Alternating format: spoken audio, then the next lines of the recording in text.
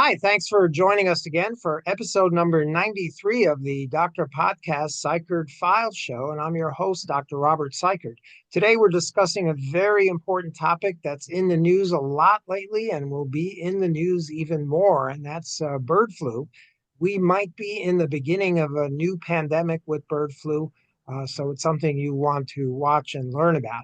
And today I'm pleased to have one of the world's leading experts on bird flu and pandemics and infectious diseases. It's Dr. Michael Osterholm. Dr. Osterholm is the director of the Center for Infectious Disease Research and Policy at the University of Minnesota at CIDRAP, CIDRAP. If you want to look that up online, you can get more information from there. Dr. Osterholm has a Ph.D. in environmental health and a MPH degree in epidemiology. He's an internationally recognized expert in infectious disease, epidemiology, health communications, infectious diseases such as HIV/AIDS, influenza, bird flu, COVID, and vaccines as well. He's a member of the very prestigious National Academy of Medicine, and he's at different times been a consultant to the World Health Organization, the NIH, the Food and Drug Administration, the Department of Defense, and the CDC as well, because of his great expertise and knowledge in this area. By the way, he also has a podcast on CIDRAP, so if you want to listen in and hear from Dr. Osterholm more frequently, please feel free to tune that in. So, Michael, thanks very much for taking the time to join us today from your busy day. We really appreciate it. Well, thank you for having me. I'm very honored to be with you. Thanks. And tell us how you got interested in infectious diseases and your background and education and so on. Well, it's a somewhat interesting story in that when I was about in sixth and seventh grade back in the small Iowa farm town, my father worked at a local newspaper office as a photographer there, and the people who owned and ran the newspaper were what I would call in every way kind of the enlightened population of Northeast Iowa. And they subscribed, the woman, the wife, subscribed to the New Yorker. And I think the only person in all of my hometown that did. Anyway, she thought one day that I might like to read these articles called The Annals of Medicine by Burton Roget. And these Annals of Medicine articles, which would appear every so many issues, were kind of whodunit stories, real medical mysteries. And many of them were epidemics that the Communicable Disease Center at the time was called, worked up. And I fell in love with these stories to the point of where every time she had a new copy that she had finished reading, I'd quick run up to her house and get it and couldn't wait to get home. So in eighth grade, I knew I wanted to be a medical detective, and people I think all thought I was a little, something's wrong up there. But it persisted, and I was able to in fact do that. And it all came to full circle in 1995.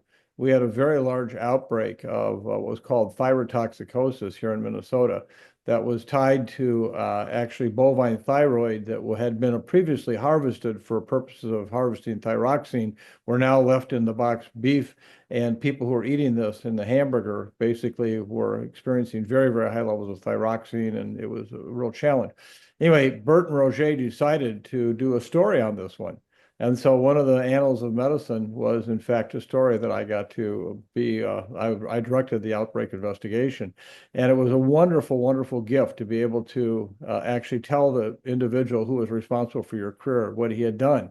And it was even more significant to me in that shortly after this happened, he actually died. Oh, And so that, I had that opportunity at the end of my that time period to say thank you.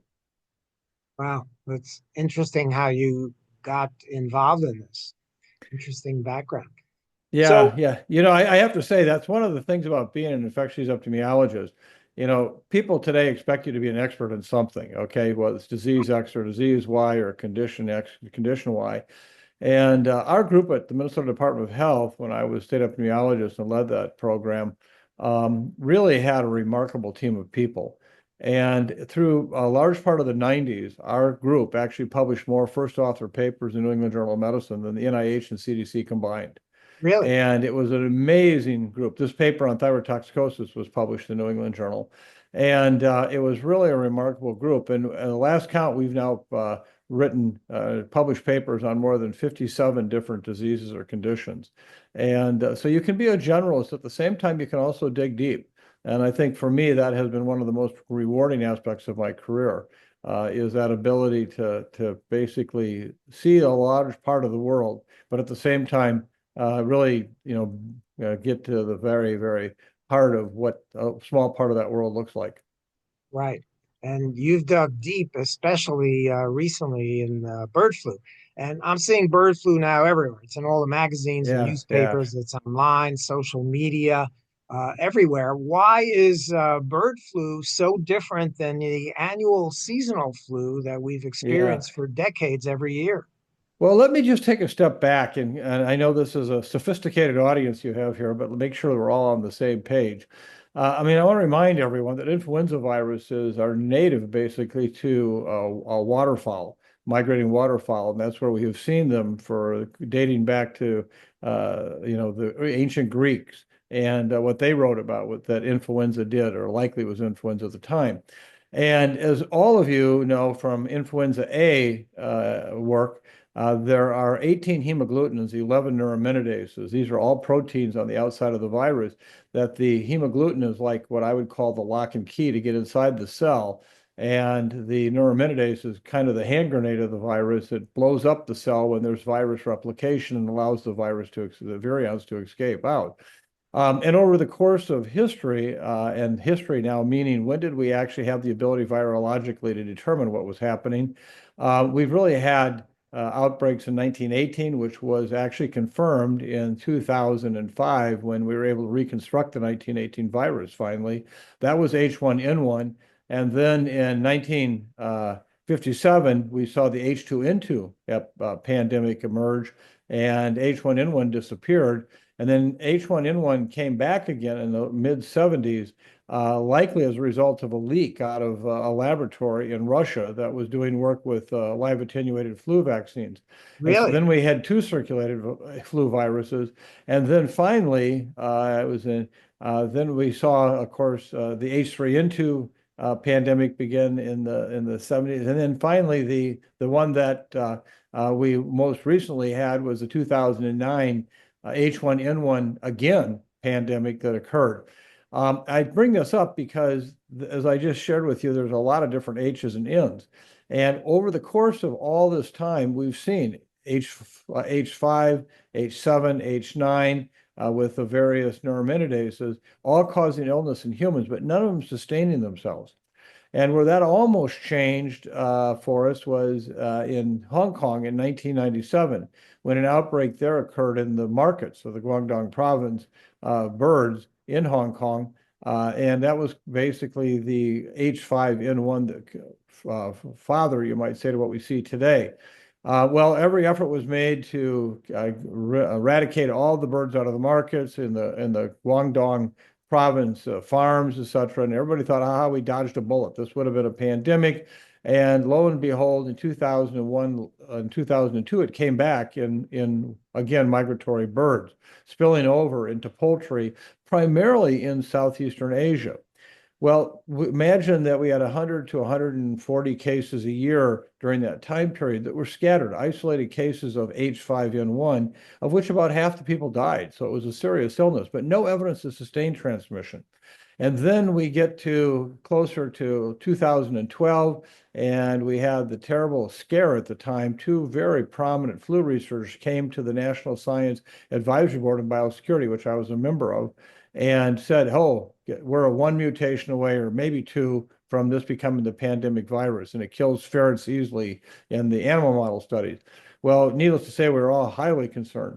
And then nothing happened, and case numbers continued to drop. And finally, in 2017, 16, 17, early 18, there was an outbreak of H5N1 in a wild duck, or in domestic ducks in the Nile River Valley. And we saw about 150 cases there, half of them died. And then it was really quiet with H5N1 through the early part of the pandemic. And it was in 2002 that we saw this new H5N1 develop that was spreading quickly in migratory birds.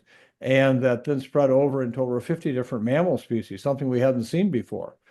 We had seen in 2003 a number of the large cats died at the zoos in Thailand as a result of them consuming culled chickens that no one thought if they fed these dead chickens to the lion to the tigers it would make any difference, and they all died from this. It was a very serious illness. So cats have been infected for some time. Well, to make a long story short, we then started to see this spill over into all these different animal species in 2002 and 3, 4, and then of course in 2024 we saw the outbreak begin to occur in the dairy cattle, where it crossed over from the avian side of the house, wild migratory birds, to the cattle. But we thought at that time that was only a single introduction, a spillover that this is a B313 genotype of H5N1. And we had cases in humans who were caring for these animals. However, they were largely conjunctivitis cases, Right. which there is a receptor site in the eye for the sialic acid 2,3 receptor, which is the avian receptor, the 2,6, which is in human lungs, which is much deeper. Well, that seemed to continue, and then we kept seeing so many outbreaks in the domestic bird population. And in fact, recently we've had over several hundred because it's so widespread right now in migratory birds, migratory waterfowl. And you think of migratory waterfowl this time of the year as being in the southern United States or in the Gulf region. Well, in fact, we now have so many man-made bodies of warm water due to heating plants, electrical generation plants, big sewage lagoons for city wastewater, big sewage lagoons for large dairy operations. And wherever there's open water, these birds will stay. We've had days here in Minnesota where it's been 20 below, and we still have lots of mallard ducks and geese here because there's open water. And so what's happened now is about the 40 million migratory waterfowl, many have been infected and spread this virus throughout North America, continuing to spill over to the chicken population and these limited number of human cases. The question you're asked is, will this in fact become the next pandemic? Nobody knows. When the California declared a state of emergency several months ago and CDC says it's low risk, people said, well, what's going on here? Well, in fact, they were both right. California said there was a state of emergency because they had to sign certain papers to move resources into the dairy cattle investigation. And so that's what they needed to do, much like a FEMA declaration. On the other hand, CDC says it's low risk. Well, in fact, it is. There's been 67 cases that we know of this past year and a half. And only one patient was seriously ill and died in this country. All the others largely had milder illness and primarily conjunctivitis. But what is interesting is the CDC model is, imagine you're walking along this very flat ground for day after day after day after day. Every step seems the same until you take that step, then you go 24 inches off into space as you fall down into a ravine a mile deep. That's what a pandemic is. That's what's going to happen. It won't happen over weeks and weeks and weeks. One day we'll wake up and we're going to have another influenza pandemic. Will it be H5N1? We don't know. We don't know. But it'll be definitely another influenza pandemic. So I know that was long-winded, but hopefully it gives people the sense of what we're dealing with now. We have these two different genotype viruses, the D1.1 in the birds, the B313 in the cattle, and now D1.1 has also been found in cattle too. Right, in Nevada last week. Right. Yep. Now So we that's got so we got our second spillover now. The first spillover being the one that occurred in Texas over a year ago, and then the one now that just have been documented in Nevada. right. Now, did the more benign, the one that's in cows, did that arise as a mutation from the D1.1 in birds, which supposedly is more aggressive and nasty? Yeah, no, actually, they both came from the same father and mother, you might say, the same progeny up, but they're totally different viruses. And we've heard a lot recently about the different mutations that have been occurring, particularly in the D1.1. And I'd actually remind people that those same mutations have been occurring for years in H5N1. and we don't quite know how to interpret them. Meaning, are they more likely to occur in somebody who's severely ill because of changes that occur in the body, or are they more likely that you got infected with this genetically changed virus, and therefore, you're more likely to be infected with it? I think all the evidence right now points to the fact that this is a change that occurs once you've been infected, and it's not a function of, oh, this is the worst virus in the community. So the person in Louisiana who died, I read reports that they think the virus actually mutated in the patient's Right. body and turned from a milder virus into the more aggressive type. Is that the Yeah, current theory? that's true. And I think one of the challenges we have right now is, as I pointed out, over half the people who have gotten H5N1 dating back to 1996 and 97 have died. Right. So, in some limited number of people, this is a horrible virus to get, but it doesn't pretend necessarily that you're going to get sick and die. Remember, the cases who have been severely ill, and the one who died in Vancouver or got seriously ill in Vancouver and survived, the one that died here in the United States, both had major underlying risk factors for severe influenza. So even if this had been H1N1 or H3N2, they very well may have Right. died. And as you Right. know, this has been a very difficult flu season in the country, with the number of deaths really growing rapidly with flu, just seasonal flu. Right. Seasonal flu. Now, it's my feeling that most of the cases around the world are happening in the USA, and there are very few happening in Southeast Asia and Europe and other areas. Is that true, or is it just that I'm reading the news in the USA and Yeah. not reading it in Europe? Well, let me say I don't think it's true, but it might be true. We just don't know. And what I mean by that is that again, even these 67 cases we have in the United States largely are concentrated in the poultry production and dairy production areas. So it's easy to find those cases. Okay. Now, if we were to look at surveillance for sporadic isolated cases around the world, you wouldn't see anywhere near the intensity of surveillance we're seeing here in the United States. So it's possible that we're actually seeing similar pictures in Europe, South America, Asia, etc. We're just not picking them up. And that's really possible. On the other hand, it could be that there's just some reason, something about North America right now that has to do largely with the ongoing continued exposure of these waterfowl that are infected. Now, how did the dairy cows get this? The birds that were sick flew over, and I know you have this theory that the wind blows around the bird Yeah, feces, yeah, which is the virus. Is yeah. that how the cows got this? At this point, we don't know. There is some thought also that if you've ever been to a dairy farm, you can see the troughs where the cattle eat from often have many birds nearby. They're eating on that same food, Right, okay? right. And so there was ample opportunity for the birds to be in close contact with the cattle, either from feces or even just, literally physical contact. And so we don't know, but it surely is not unexpected that you might see that virus in the birds moving to the cattle. Right. Now, there are a couple of mysterious cases, the one in Missouri and the one in Vancouver, where apparently there was no contact with birds, poultry, or cows. Do we know how those people got the bird flu? We don't, but I have hypothesized for some time that there's likely transmission occurring just from breathing the air.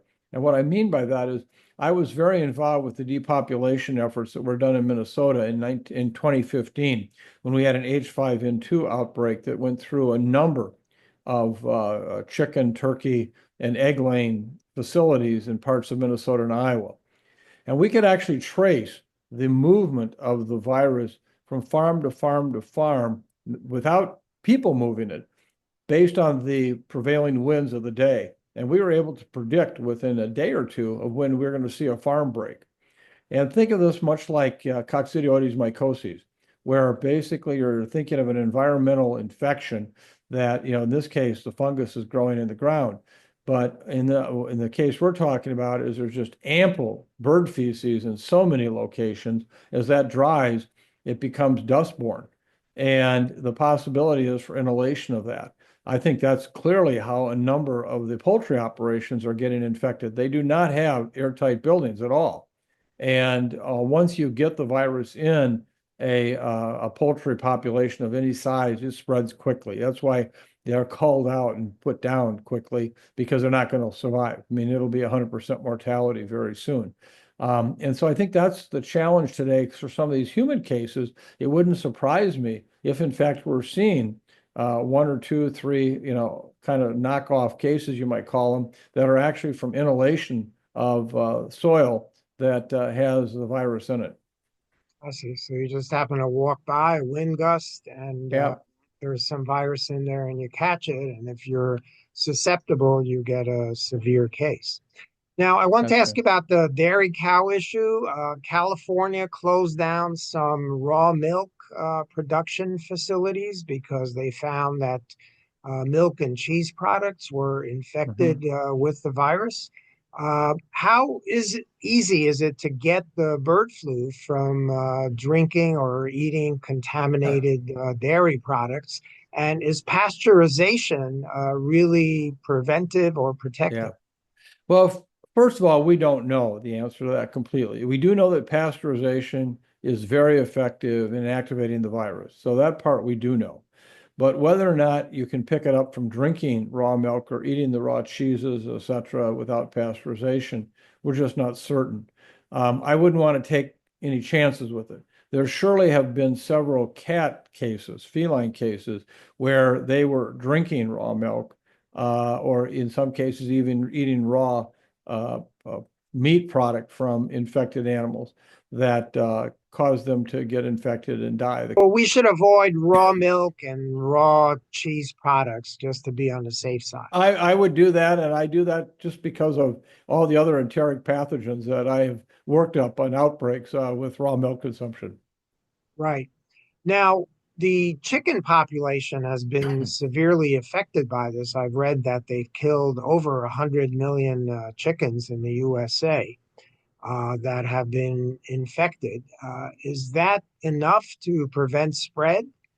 Well, one of the problems we have is that one, you have a barn that breaks with the virus, you go ahead and immediately begin culling out the population because you know it's going to spread through the whole barn in very fast order. So rather than let the birds die a painful death of influenza, they basically are quickly put down.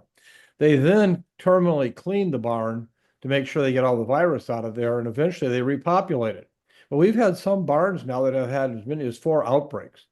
Hmm, And it's not because the barns were not adequately cleaned. It's because the virus keeps coming back in this, what I believe is an airborne kind of fashion. And it also could be due to other biosecurity breaches, people going from one farm to the other where the virus is at and bringing it to the other farm. But I think one of the really key messages is I do believe airborne transmission is quite important. Now, nothing's going to change that.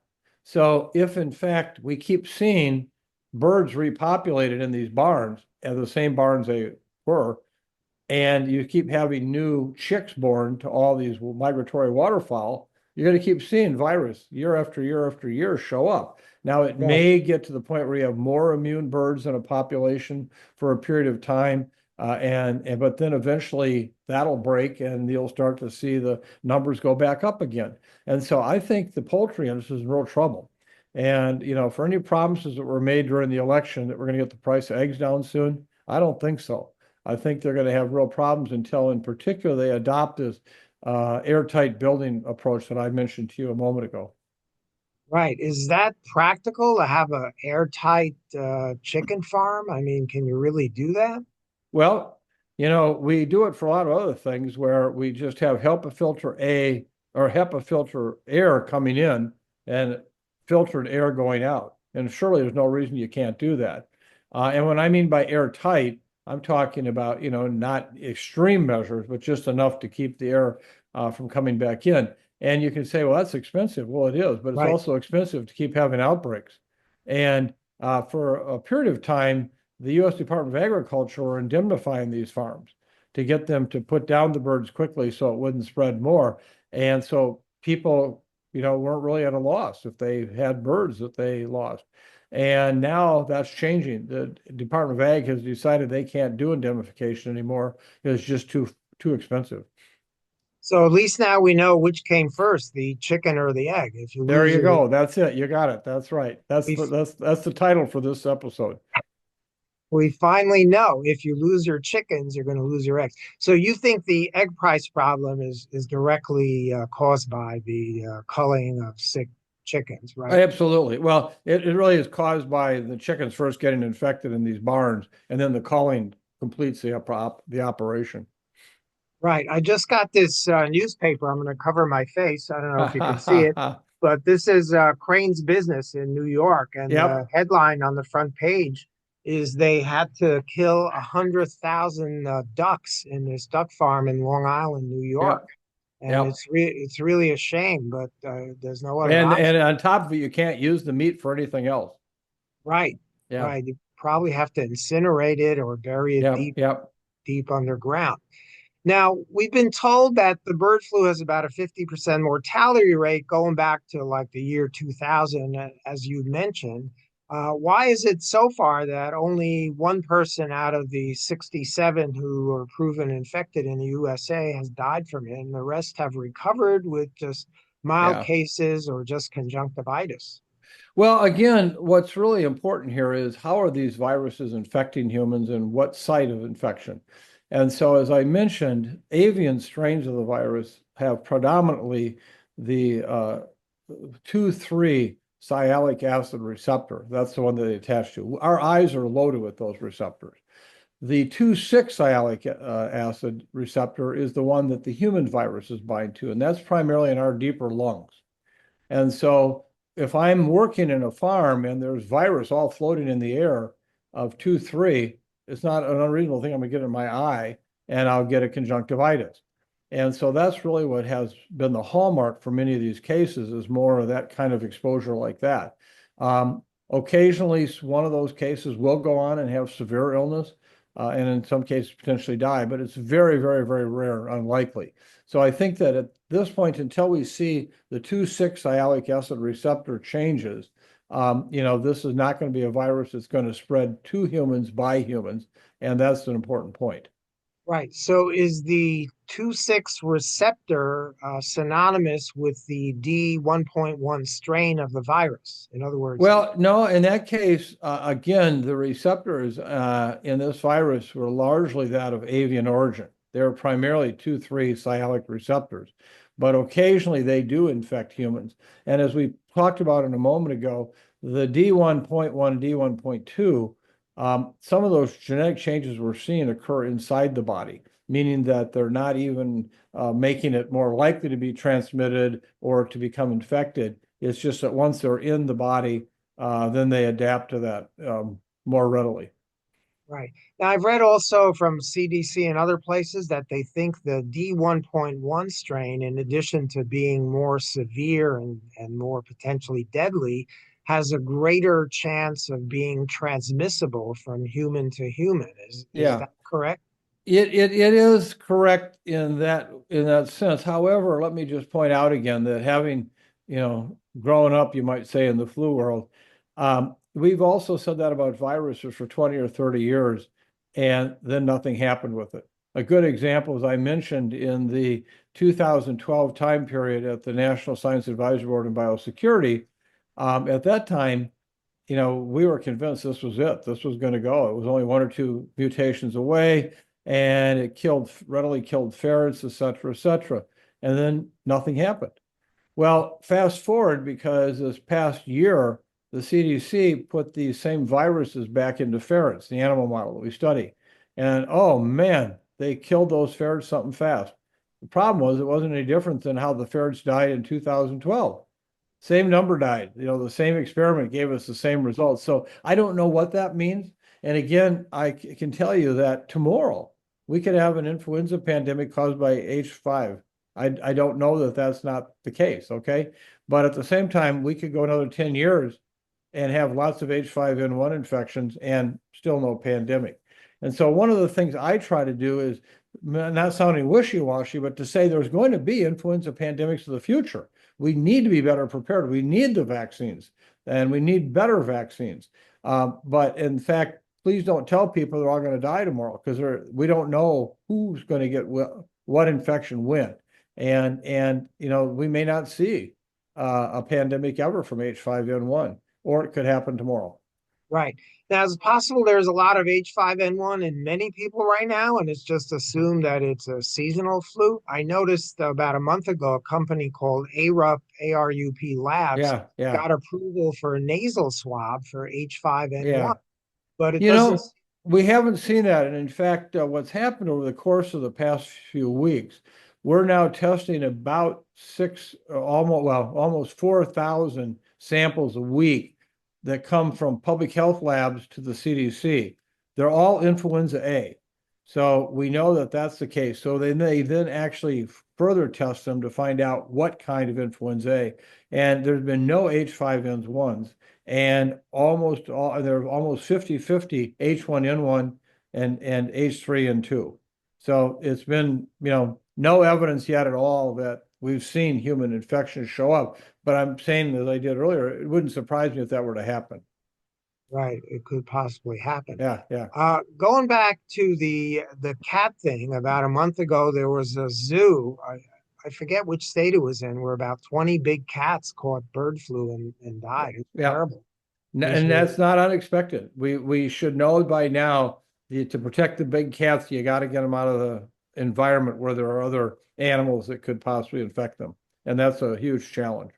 Right. Now, there's a funny thing that happened last week. Apparently, the CDC posted on its website a couple of cases where domestic cats, got bird flu, and supposedly one of the owners caught it and got sick from it, but recovered. Yeah. And then apparently that website was taken down very quickly, but a few people managed to get a Yeah. screenshot of it. What happened there? Do you know? Well, as best as any of us can tell you, what's going on right now is, first of all, is speculation. But as you know, the administration wanted everything shut down at CDC, so nothing would go out without their review and approval. And, again, to approve and review these articles is challenging, because unless you're an expert in the area, you wouldn't know if you're being bamboozled or not. Okay, so I think that's been an issue there. So that's really what it was try to bring the administration's pronouncements out in a way that they were more planned or thought through. And at this point, I don't see any evidence that, in fact, the CDC's role to date, as it's changed since Mr. Trump came in, has put the country at greater risk. But it could happen tomorrow. We need to have these employees, and I fear desperately that this coming week we're going to see massive layoffs at CDC. Right. Well, hopefully not. Mm-hmm. Now, what's the status of vaccines? You brought it up earlier that we Yeah, need more vaccines and better vaccines. yeah. First, patients ask me, I'm an ophthalmologist, so I'm not an expert in this, but they ask me, does my regular flu vaccine protect me from the H5N1 bird flu? Yeah, yeah. Well, in fact, this is one of the real challenges, and one that I, again, have spent a great deal of my time on over my career working on. For many, many years, the general thought was that flu vaccines, for seasonal vaccines, protect 70 to 90% of the time. Well, when we had the large pandemic in 2009 and 10, we did a lot of work on that to look at how well vaccines work. And we found they were much, much less protective than that. And on an average, if you got 40 to 50% protection against medically attended influenza, meaning seeing a doctor, that was considered good. Well, that didn't go over very well with a lot of people, but our work was surely conclusive. And so we kept pursuing it. Eventually, we were published in Lancet, and it was shortly thereafter that what we call a meta-analysis, looking at a number of years worth of data. The average was about 50% protection against medically attended influenza, and in a number of years, it was even close to zero. So it surely That's changed how people look at flu. Now, I still am a very strong supporter of getting a flu shot, because even if I can cut out my risk of 40%, lower risk of having to see a doctor for my flu, that's worth it to me. And so I think I still strongly urge that. But what that led to was the understanding that we need to do a lot better at making flu vaccine. And so since that time, there's now been a series of studies that have been going on, and we're part of those, called the Influenza Vaccine Roadmap. And what we did is we've laid out with 70 of the leading experts in the world in flu, um, all the aspects of the flu vaccine that still are short, that we are need data on, which is substantial. We have literally hundreds of milestones and goals and objectives. And it's the kind of thing where you can't go from A to B to C, then to D. You got to go, you can't go A to D. You got to, learn it. It may surprise many people to know we still don't understand what a correlative protection is for influenza vaccine. We don't have one, which is a pretty remarkable thing. So our work has been really to try to get game-changing vaccines, better vaccines with more durability, with vaccines that are more protective across a variety of different H and N types. And so that's what we're working on right now. And, we're getting there. We worry desperately that this recent announcement that we may actually be having the indirect cost to our universities substantially reduced, which will really slow down a lot of the work that we're doing. And so I hope that that doesn't happen. But yeah, we've got a lot of work yet to do, but we're making progress. What's the status of the mRNA vaccines for flu? I read recently that the government gave Moderna and a few Yeah. other companies a few $100 million to study Yeah. messenger RNA vaccines. Are we close to getting that? Well, it's interesting how you asked that because first of all, uh, there was a trial done looking at influenza B and that vaccine using mRNA technology. And the vaccine failed miserably. Okay, it did not do well. Well, then there's now been subsequent studies done using mRNA again, but against influenza A. And the initial data looked pretty good. Now, the problem is that these vaccines still have all the same challenges that we've seen with conventional egg-based vaccines. One, they have limited duration. Two, they have limited robustness in terms of different virus types. So what they cover and don't cover. So we really have a lot yet to learn about this and how to make better flu vaccines. This is a very sobering thought to me because we published this on our website, and it's actually a focus of my new book coming out this year. A whole chapter on this is about the fact that we only have the capacity to make about 6.8 billion doses of flu vaccine using egg technology a year. And it would take 6 months to gear it up to start pumping out vaccines. So you're really talking about, 12 to 18 months down the road.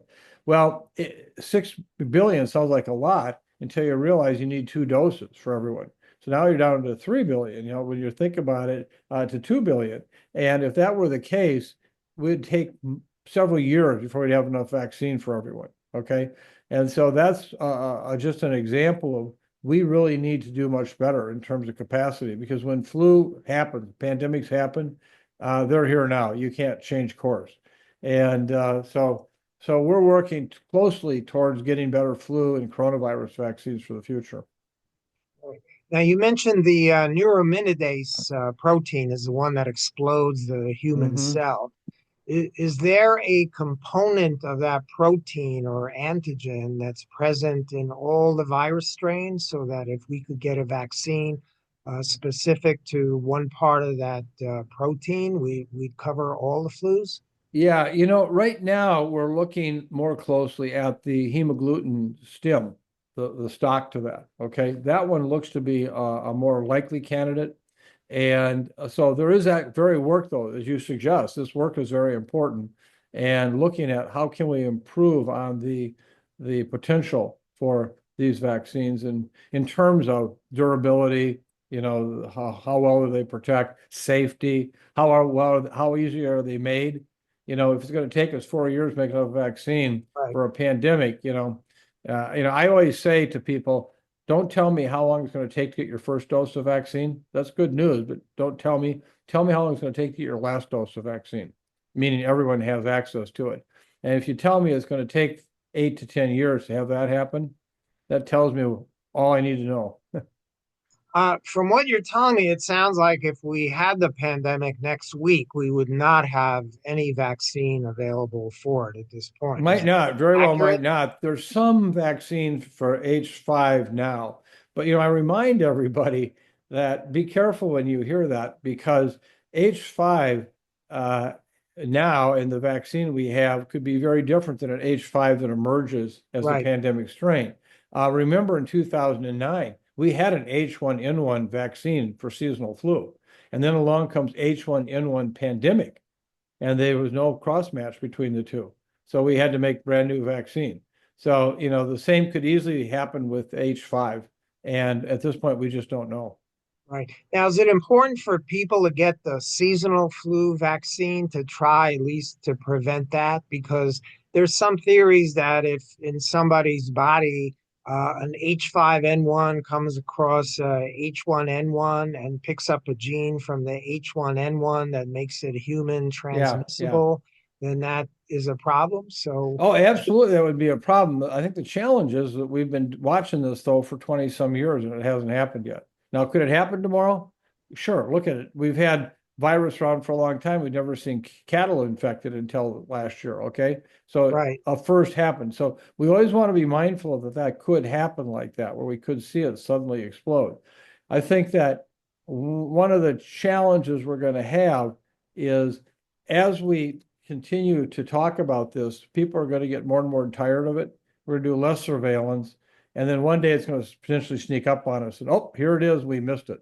so So I we've think, been, yeah, go ahead. yeah, no, I was going to say, so I think we don't want to be complacent about flu. It's been here forever and it's going to come back again. Right. Now, it sounds like we've been crying wolf for 20 years and like people are getting tired of it, right? Yep.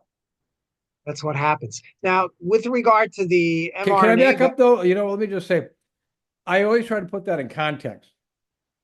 How many times would people say that the hurricane forecasters have been crying wolf? Because you know what? Given time, you can pretty well expect everywhere and anywhere that get hit by a hurricane is going to, okay? And all it takes is one. And then they say, well, no, no, you didn't scare me, okay? Flu is a lot like that, particularly with pandemic flu. You great know, analogy. Yeah, yeah, so it may not happen this year or next year, or maybe it's the next year after that, but it's going to happen. It is going to happen. And we're going to have more coronavirus pandemic. And so we need to be prepared for that. And I think one of the things that's been frustrating for me is I was very involved right after 9/11 in Washington, D.C. I split my time between CIDRAP and serving as a special assistant to Tommy Thompson, Secretary of HHS. And I was very involved with the bioterrorism side of the house on the anthrax issue. But in addition, really had a major concern about flu. And what was really, I thought, an ideal model was when the 9/11 Commission was brought together, the report that they put out was simply stunningly incredible. It was so complete, it was so thoughtful, it was not partisan at all. Nobody pointed fingers, but we pointed out a lot of mistakes, a lot of things we could have learned from and should have learned from. Well, now along comes this most recent pandemic. And in fact, what happened? We have no good review of what happened and why. We don't know what really worked and what didn't work and why did it not work and what can we do to make it work better next time. And so again, I think this is a challenge we have is when we have these kinds of experiences, yes, they're horrible, but at least use them to learn for the future. right. On that topic, with all the negative publicity that the COVID mRNA vaccine has been Yeah. getting in the last year or two, do you think people are going to take mRNA flu vaccine? I think it's going to be a challenge. And that's the other thing I was going to comment on is I think that to say that you've got a vaccine is surely important, but to say that it's going to make a difference is critical. And oftentimes we find ourselves with people saying, no, no, no, I don't trust it. I don't believe in it. Look at all the deaths that occurred with COVID because people wouldn't get vaccinated.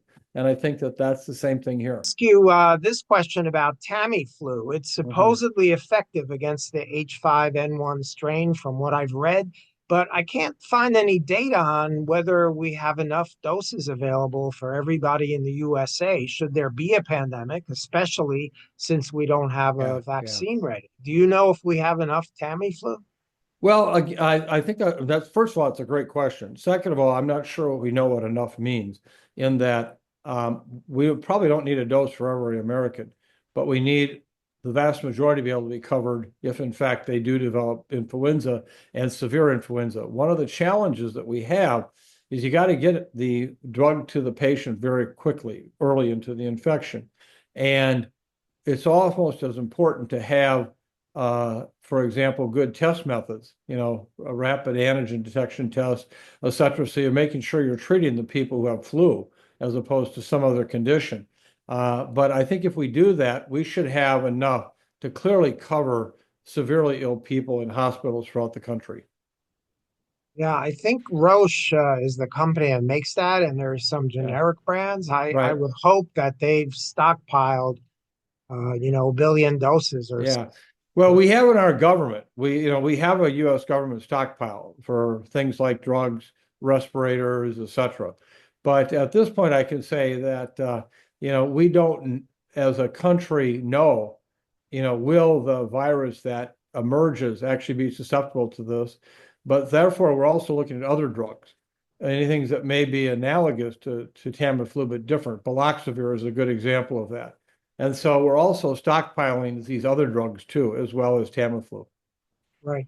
Now, you mentioned this earlier. As you know, Bobby Kennedy is currently being evaluated by the Senate to see if he's going to be approved. Meanwhile, the old CDC, HHS, FDA commissioners, I guess, are kind of gone. So who's minding the store? And is this just a distraction during these hearings? We're not getting people in charge and not getting ready for a possible Yeah, yeah. pandemic. Well, I can't read the minds of these people, but let me tell you what I my best professional judgment is happening.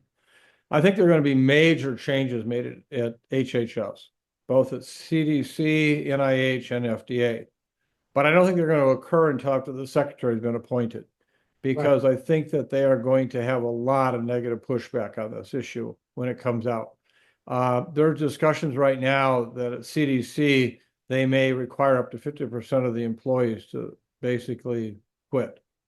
Um, and the number is not that dissimilar for NIH. And so this is going to be a real challenge. Um, and it's not going to be easy for anybody. But more specifically, I think as a country, we are going to be much more vulnerable to an infectious disease crisis because of this issue. And, some of us have tried to share that with administration leaders, but it seems as if we've fallen on kind of deaf ears so far. But, there's an old oil fram commercial from years when you and I were young boys, and it goes, "You can pay me now, or you'll pay me later." And I think that this is the challenge that we have to deal with. We've tried very hard to share with our newly elected administration officials why it's so important to be much better prepared for this than we are. Right. Hopefully that'll work out.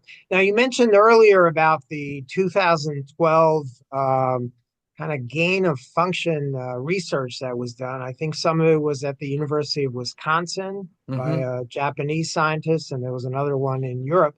And they created a new strain in the lab that transmitted easily between ferrets. Are we possibly dealing with a virus that was created in a lab and leaked out? Yeah. None of the viruses we have today are man-made of any way. But I want to point out to you, sometimes you have to be a little careful in how we interpret data that we get. I would remember so well sitting in exactly the chair, I can tell you which conference room I was in at NIH, when we had presentations from these gentlemen about what they were finding with the virus. And when they presented the ferret data, you could almost hear an audible, "Oh my," type out of the group, okay? Well, CDC used the current virus and did the similar studies with ferrets this past summer. Guess what? They got the same results as they saw in 2012. And then it made me wonder, what is this test really telling us? What does it mean? And I don't think we know. So as much as watching ferrets die is a very uncomfortable situation. At the same time, I'm not sure how applicable that animal model is to actually anticipating a pandemic. But from what I read, supposedly the ferret is a good model. It's Yeah, sort of a proxy for human to human transmission. Is that right? it works well. Yes, it does. Right. But I think in So these transmission studies and to see the number of deaths, it's unclear what that means in terms of human health on that one aspect. so what's your view on doing gain of function research then? Well, I was kind of at the center of the storm back in 2012 because I opposed it very clearly, publishing papers that gave people the opportunity to know how to do it, okay, how to make something. And at the same time, I have a real belief that gain of function work can be very important if we're trying to understand certain biological processes. But to do that, it has to be under the tightest of security with everything quadruple checked. Okay, so nothing can leak out. I, for example, have been one that published a paper hypothesizing, and we had some pretty good data to support it, that Ebola in rare occasions can be airborne. And that if we ever had an airborne Ebola pandemic, oh my. And people say, oh, you shouldn't say that, it just scares people. Well, we know that that has actually happened, and we in our paper we published with the leading Ebola experts of the world, we gave the examples where transmission occurred in a lab, where two cages of animals were more than 20 feet apart without intent to infect the second cage, and the second cage got infected. Wow. And we have had anecdotal information about human cases where people, their only exposure was to be in the same room. They never touched the individual or a surface that would give them infection. And so I think that, we have to at least entertain the opportunity that this could happen. Well, what a better way to know that is to try to do gain of function. Is there changes that can occur to the Ebola virus that would make it more likely to be transmitted via the respiratory route? That would help us then plan and say, oh my gosh, we got to be ready for that. If we don't ever see it, and we've been looking for it, maybe it's not there, but still could. If we see it, however, we know it's there. And we got to figure out what do we do then to try to deal with these respiratory transmitted viruses. Right. Now, I'm not an expert in this area, but to me, it seems like it's much easier to create a new nasty strain of virus from gain of function research than it is to then get a vaccine for it. So the vaccines are always 2, 3, 5 years behind the new strain. So, Mhm. what's the point of creating these new strains in a lab where there's a tiny, tiny possibility they could leak out? If they leak out, we're still not going to have a vaccine for them or treatment for them. So Yeah, well, with I the think it's very important to emphasize that right now there is no gain of function research going on, at least in the Western hemisphere, okay, and in Europe. I believe that's true. And there's no intent to do that kind of research right now in those countries. And so from that perspective, I feel like that does have the force of power to not do that work. But nothing's going to change those in Russia, China, right, North Korea. If they want to do it, they're going to do it. And we have reason to believe they are, particularly the Russians right now. And so I think this is a real issue for us. How do we manage that? How do we control that? And can we? Is that even possible? Is it like trying right, to put light back in your flashlight? right. So on that topic, you were an expert advisor to the Biden administration when COVID broke out Hmm.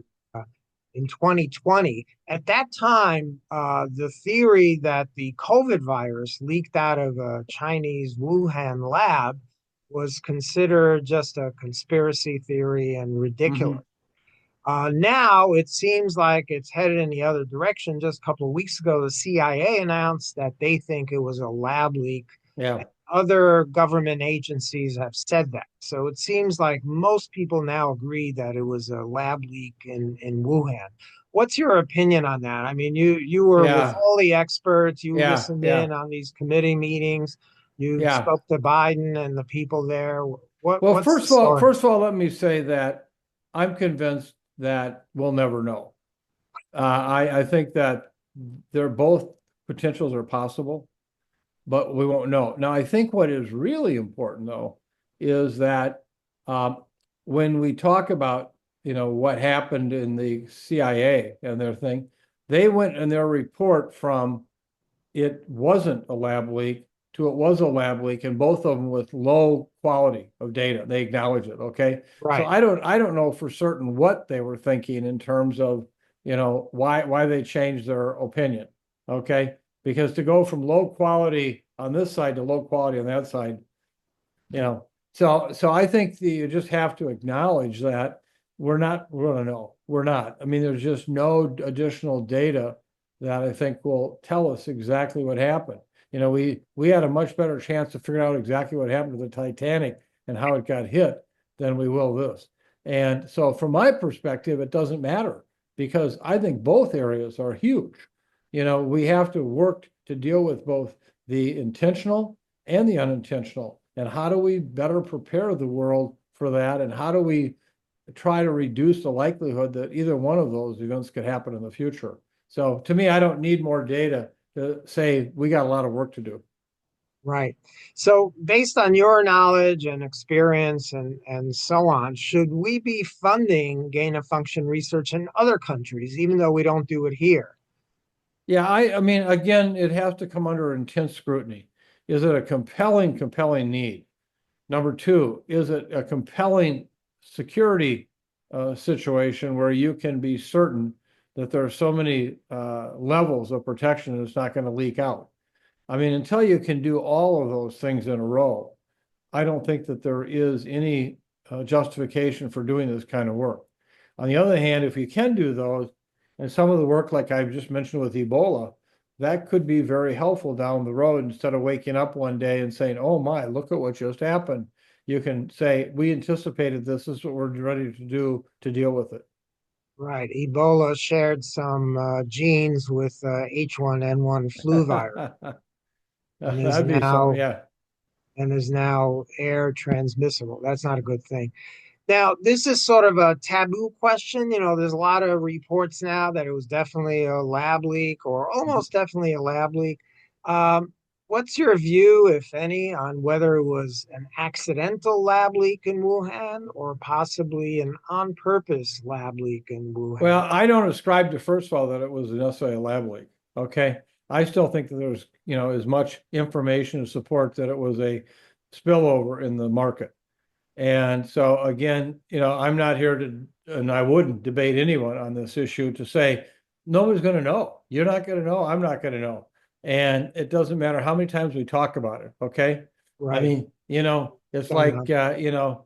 the New York Mets losing that World Series game with that one hit, no matter how many times we go back and rediscuss it, they still lost. Okay. And so I think that that's where we're at with this situation, but it doesn't mean it keeps us from actually doing the work to make sure that others are not doing the kind of work that would put us all at risk. Right. We can still do that. Right. So here's the toughest question. Let's say next Last week. but not least, huh? Yeah, this is the toughest one for you. So let's say Secretary Kennedy gets approved by the Senate next week on Monday, and on Tuesday you get a phone call, and he hires you as the bird flu czar. You're in charge of the bird flu. So what would you do if you're appointed as the bird flu czar? uh, I would help him try to identify someone who would be good at working with him. Wow, good answer. Who might that be? What are you doing for the rest of your career, sir? How about you? Yeah, I no, don't know about enough about this stuff. I just yeah, yeah, yeah, read this stuff. yeah. So that would be a tough spot, huh? That would be tough. Yeah, Okay. Well, you've answered all these questions brilliantly. I think thank you. I and the audience truly appreciate this. We've learned a lot about this, and I think there's a comfort in just understanding what's going on, Mhm. understanding that nobody really has all the answers and no one can predict exactly what the future holds. And best bet is to prepare as much as possible, as early as possible. Yes, thank you. And thank you for what you do here. This kind of educational experience is really helpful. This is oftentimes some of the most important moments of education or events just like this. So I'm very honored to be part of your program today. Thank you. Thanks very much. And I enjoy listening to your podcasts as well. And I hope the audience tunes into that as well. If they look up Sid, Thank you. they can find Thanks. well. Good. Thanks for Thank taking the you. time. All right. Bye-bye.